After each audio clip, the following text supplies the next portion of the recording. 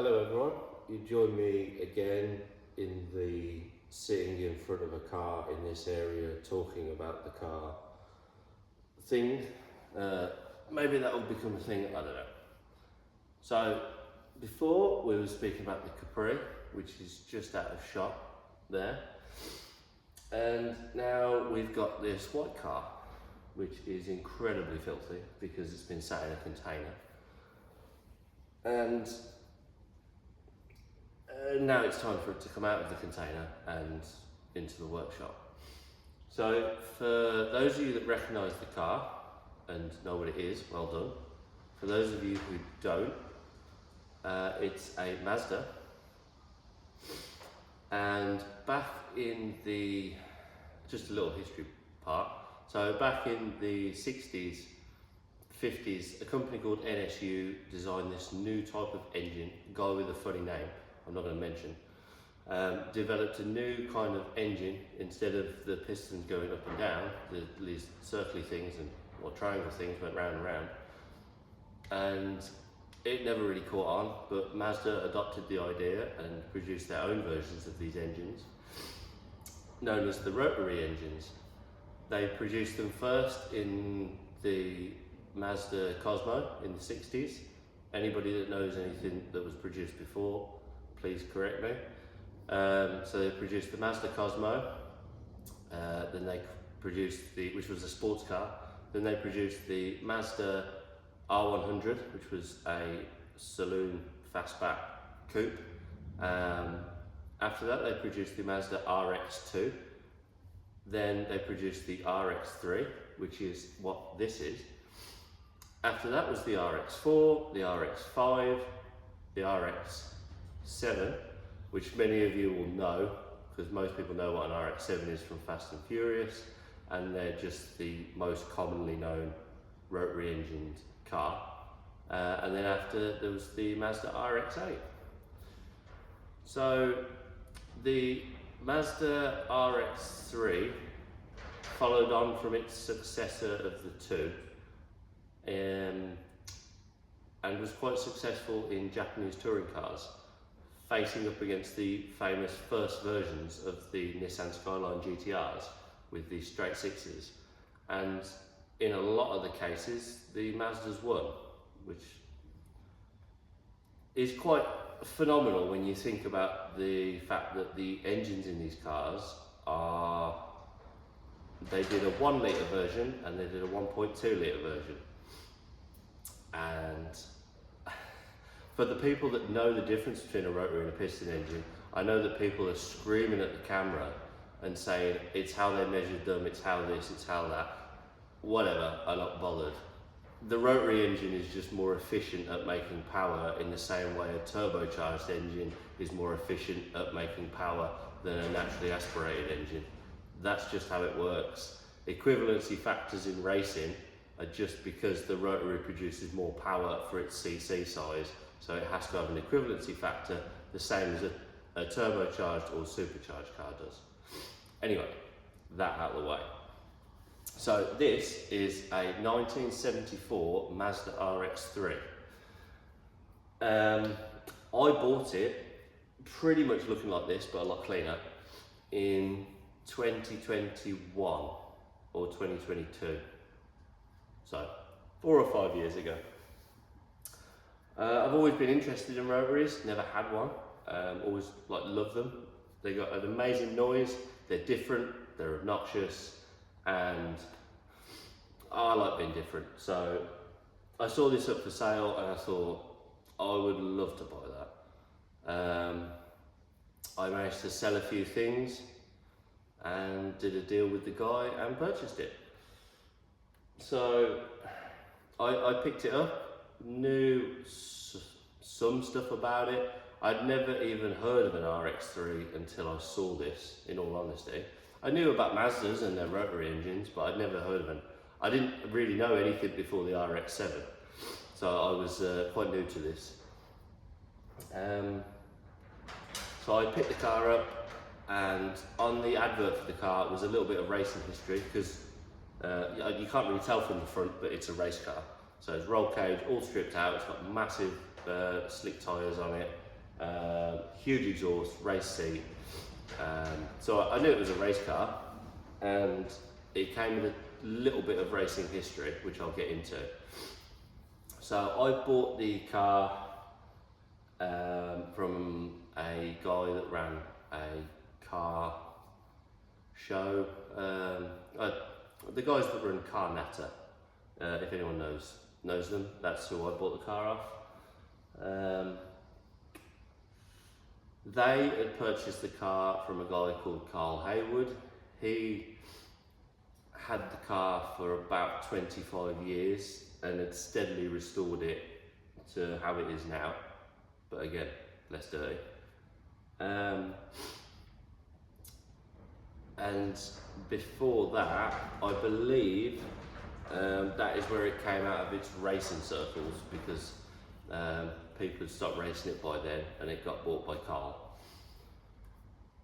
So the history side of it, on the advert it said that the car was raced by a guy called Mark Hales, again, who some of you will know that name, some won't. Mark was a racing driver, journalist, fairly successful in both. He raced the car in modified saloons or special saloons, I'm not sure. I think it was modified saloons in the early 80s to mid 80s, 84, 85. He only raced it for a little bit and then he sold the car. I think the next person that had it took the engine out, or maybe he bought it without the engine. I don't think it was raced again until it got sold to Carl. So it's had a bit of an interesting life there. Before that, and this is where I sort of come into the history of it. So when I purchased the car, again, I only knew these little bits. So a lot of the research I've done myself, same as the Capri. So I purchased the car, immediately started looking online for photos of it. I mean, there's not loads of these. There wasn't loads of these back in the day. We believe there's only 11 RX3s left in the UK now.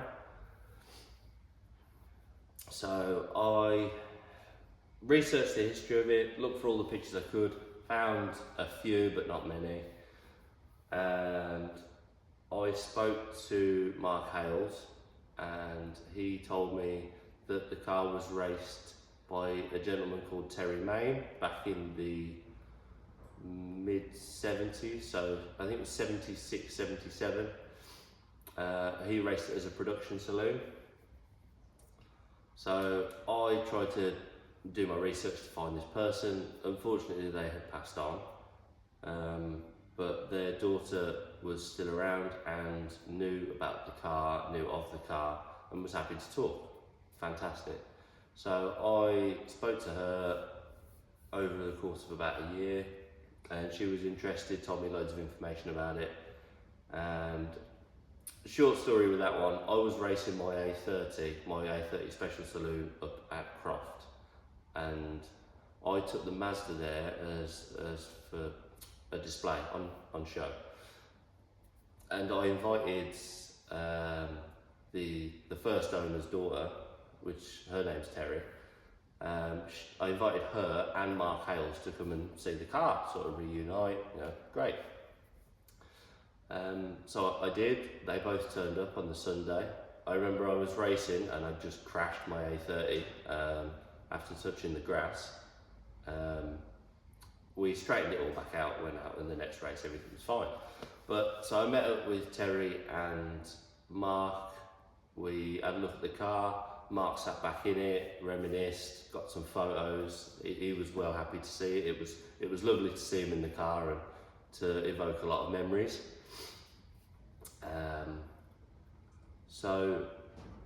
And I met Terry, spoke to her, she showed me pictures of the car from when her dad raced it that she had. And eventually from that, me and Terry got together and we now live together. So in some ways this is almost my father-in-law's car now. So I can't sell it for anyone that wants to buy it. So when her dad raced it, it was raced as a production saloon. He bought it from a scrapyard in, they were down in Essex, Basildon. So he bought it from a scrapyard, presumably blown engine, because the rotary engines, people never looked after them and they used to let go, blow up, and then people would scrap the car because it was too much to repair it. So Terry Main, who bought the car, he was a Mazda specialist down there.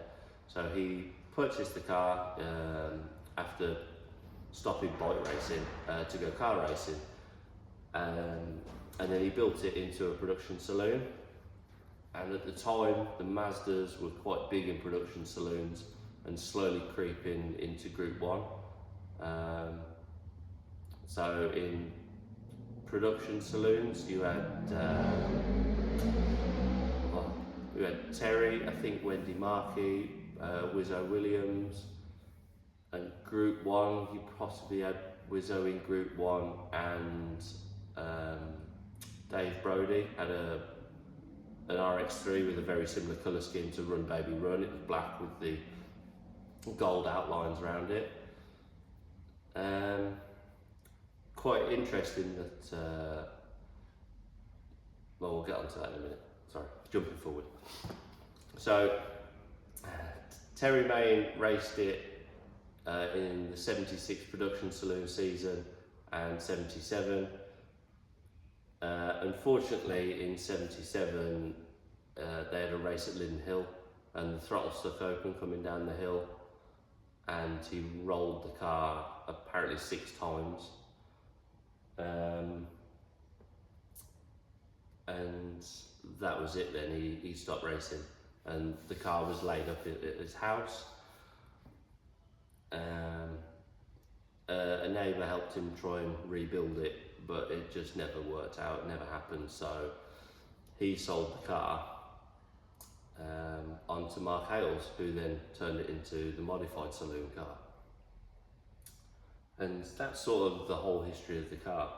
But what's quite interesting, for some of you who'll know the Triplex Capri that I've just restored, that was raced by Ken Dawes as a Thunder Saloon back in the 80s, and for a very brief period, maybe even one meeting, the two cars were on track together, which I find crazy considering they're under the same roof now. And it's not like they're just touring cars and they've lived a touring car life and everybody's known that it's that car, and they've all been tracked. Like the Triplex Capri was cut to pieces for a Thunder Saloon. It went to Spain, came back, and now I've restored it back to its original Group 1 form. And this has been passed around and was turned into a Thunder Saloon. But they're both together now under the same roof. So my plans with the car is to turn it back into a production saloon RX3 and race it almost alongside the Capri, but in a different race. So as far as I'm aware, it's the only RX3 that exists in the UK that raced in period when RX3s were current. There's been some raced since, but it's the sort of the same as somebody bringing a Capri out when the Sierra was out or the Mondeo was out. I wouldn't class that as the Capri being current. So yes, it's, as far as I'm aware, again, people can correct me. So it's got quite a cool history. It's got quite a cool history to me personally. So it's an interesting car. It's a special car to me.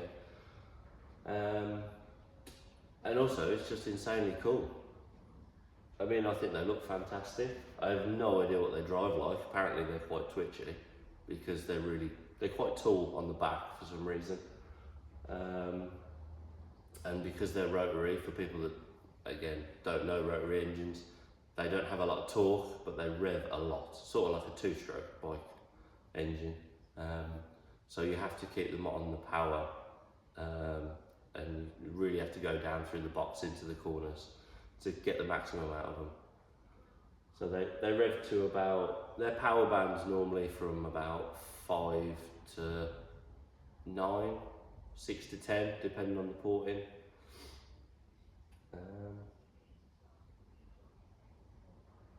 Yeah. So I intend to turn it back into a production saloon and race it and have it as almost like a family heirloom. It'll be a nice thing to have alongside the Capri. Luckily there isn't as much work as the Capri. It wants a little bit of body work where things have been cut out, but on the whole it's still pretty complete in terms of the body and the chassis. The running gear has all been changed, so I've got to turn that back to Mazda, the original spec. I do have a donor car which I will be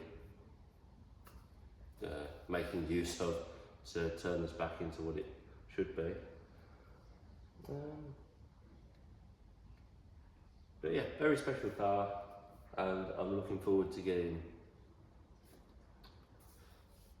delved into it to turn it back to how it was and doing a very similar job to what I did with the Capri to get it right to period spec how it was. Yeah. So I hope people enjoyed the introduction into this car, and I'll be trying to do more videos on it as we go along. There isn't a deadline with this one, so it's just, I'll be working on it as and when. But yeah, 1974 Mazda RX3 production saloon.